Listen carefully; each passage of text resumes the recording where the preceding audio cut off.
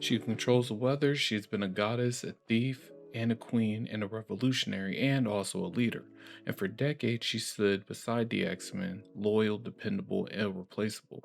But here's the thing, Storm has outgrown the X Men, and honestly, it's a long time coming. I'm Anderson, and today we're going to break down the full publication history of Aurora Monroe, also known as Storm, from her debut in 1975 all the way to the present day, to make the case that Storm has not just evolved beyond her teammates, but she's outgrown the entire concept of what the X Men are supposed to be. To understand where Storm is now, you have to understand where she came from and how extraordinary her creation was at the time. It's 1975, and Marvel is trying to revive the X Men. At this point, they have been only on reprint for years and years, and writer Lynn Wein and artist Dave Cockrum are tasked with assembling a new team. They come up with something genuinely groundbreaking, a roster of international characters meant to reflect a world wider than Xavier's mansion. Enter Aurora Monroe, codenamed Storm. She debuted in Giant Size X-Men #1 alongside Wolverine, Colossus, Nightcrawler, and Thunderbird, and she was African, she was a woman, and she represented a goddess in Kenya. And she had the ability or the mutation to control the weather on a planetary scale. And what's interesting, in 1975, a black woman as a lead character in a superhero comic book was almost unheard of. Storm wasn't a sidekick, she wasn't a love interest, she was presented as a day one most powerful mutant on Earth at the time. Chris Claremont, who would go on to write Storm for years, immediately recognized what they had. He leaned into her complexities, her spirituality, her claustrophobia, her connection with nature, her fierce independence. Aurora Monroe wasn't just a regular superhero, she represented a full realized person. And that foundation was something that was significant to her character. Through the late 70s and into the 80s, Storm quietly became the backbone of the X-Men. If Cyclops was the field leader and Wolverine was the fan favorite, then Storm was the soul of the team. And under Claremont, she started pushing boundaries of her character. We saw her Kenyan backstory fleshed out, wherein we saw her relationship with the Shadow King, a psychic horror from her childhood that she faced alone prior to the X-Men. In this, we begin to see Storm's bravery well before she joined the team, a woman who had already survived things that would break most people. Then came the moment that cemented her legacy in 1983, being in the Uncanny X-Men 201. After years of shared command, Storm and Cyclops fight for leadership of the X-Men. In her depowered state, meaning Storm had no control over the weather whatsoever, she defeated Cyclops in a fair fight. No powers, just will, strategy, and raw capability. She wins and becomes the leader of the X-Men on merit alone. And the funny thing about it is that the writers didn't give her an easy win. It was a matter of the fact that the writers stripped her of everything that made her special by superhero logic, and she still came out on top. That was a statement about who Aurora Monroe is at her core.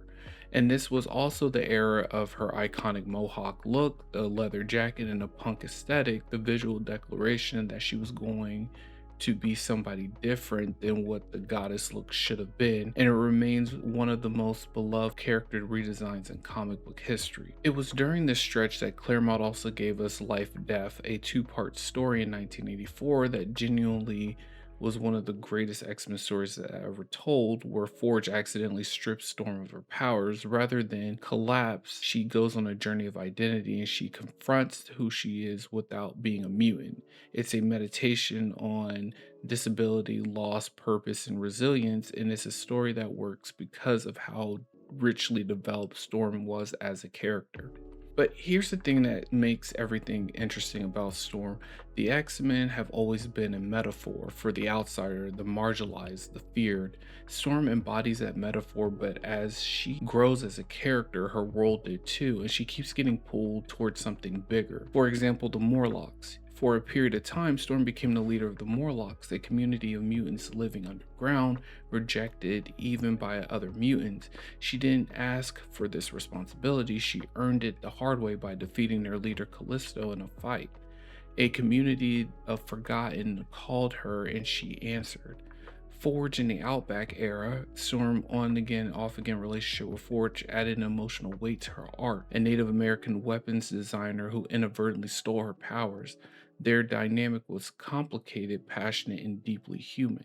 Then came Extreme X-Men in the early 2000s, a spin-off series where Storm led her own splinter team independent from the main X-Men, hunting down the diaries of mutant precog destiny across the globe. This series was a direct acknowledgement. Storm could carry her own book, she could lead her own team, she didn't need to stand in anyone's shadow. Then in 2006, Marvel's Aurora Before the Storm, and then the main event, Storm marries T'Challa, the Black Panther. And it's not just a wedding, it's a geopolitical event in the Marvel Universe. Two of Marvel's most iconic black characters united. Storm, Aurora Monroe becomes Queen of Wakanda. She sat on a throne, she navigated international diplomacy, she represented an entire nation of the world. For a stretch of years, Storm wasn't just an X-Men who happened to be a queen, she was a queen full stop. She appeared in the Black Panther ongoing series, played a role in Civil War as part of the conflict's global dimension, and proved that she could exist in spaces beyond the X-Men's world entirely. This period was polarizing for some fans because some felt that the marriage diminished both characters, others felt it elevated them. But what it undeniably did was made it clear that Storm's story was bigger than any team or any title. And when the marriage ended in the fallout of the Avengers vs. X-Men in 2012, Storm made her choice. She chose her people, her mutant people, over her husband, over a kingdom. That's not a woman in anyone's shadow. That's a woman with convictions and loyalty to her team. It can't go without mentioning that during Marvel's Civil War, Storm joined the Fantastic Four alongside Black Panther, which would be the start of her departure from the main X-Men team. And during the Krakoan era, which ran roughly from 2019 to 2024, the most ambitious reinvention in X-Men's history, Mutant established their own sovereignty nation, and Storm was a center around it, or Storm was a center to it, a founding voice, a warrior, and a diplomat. During this era, writer Vita Ayala and others finally gave Storm the platform her fans had begged for. She took the role in X-Men Red, set largely in Morocco, a second mutant planet, and she became Regent of the Soul, a political and martial leader of the entire world of mutants, not a team, but an actual planet. And yet, even here, Storm existed within a structure built for and around the X-Men concept. She was powerful within the framework, but the framework itself kept reshaping her. The fall of X, the collapse of the Krakoan dream, hit Storm hard. Her people scattered, her nation dismantled. It was a familiar feeling for Aurora Monroe, loss and then resilience. But what it has left us with is a character standing at a crossroads, and one who arguably Marvel has never fully committed to setting free. So here's my case. The X-Men exist as Marvel's outsider metaphor. They fight for a world that fears and hates them. That's noble, that's meaningful. But Storm's story has expanded beyond that thesis. Other heroes around Storm don't really consider her a mutant. Like, yes, they know she's a mutant, but they don't see her that way. They see her as another hero as opposed to Cyclops. Storm's respected by her peers as a character who is noble, brave, and a powerhouse, like Thor respects her, Captain America, whereas when it comes to characters like Cyclops, they see him as mutant first, hero second. Even Doctor Doom has tried to court Storm on multiple occasions. She has walked into rooms of kings and other leaders as an equal, not a representation of mutant kind, but rather a force of nature in her own right. Her power set alone puts her in a category beyond most mutants, with her recently being classified as Omega level. We're talking about a woman who has controlled planetary patterns, who has gone toe to toe with Thor, who has called lightning into a vacuum of space. She doesn't need a team to survive the threat. She is a threat to anyone foolish enough to stand against her. And critically, her character has outgrown it too. Aurora Monroe has story potential that the X-Men framework keeps capping. Recently, Storm has had a solo series where we explore more of her goddess nature and her magical side, if you will, that puts her outside of the X. Yes, the X-Men are Storm's family and will always remain so, but at this point, it can be argued that the X-Men needed Storm far more than Storm needs the X-Men.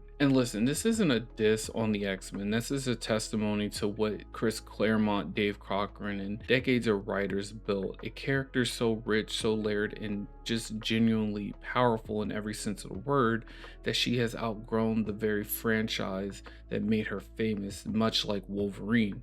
She deserves her moment, and I feel like she shouldn't be seen as just the reliable weather controller in the back of the team like she was in the X-Men films, but as a center of the story, a goddess reclaiming her skies. So if you think Storm is one of Marvel's most greatest characters, drop a comment below. Tell me your favorite Storm arc, your favorite Storm costume, the depowered leadership era, like just the progression of Storm. I want to hear it. I want to know it all. And if you're new here, please subscribe. We talk about comics, characters, stories, all that stuff. I'll see you in the next one. Bye.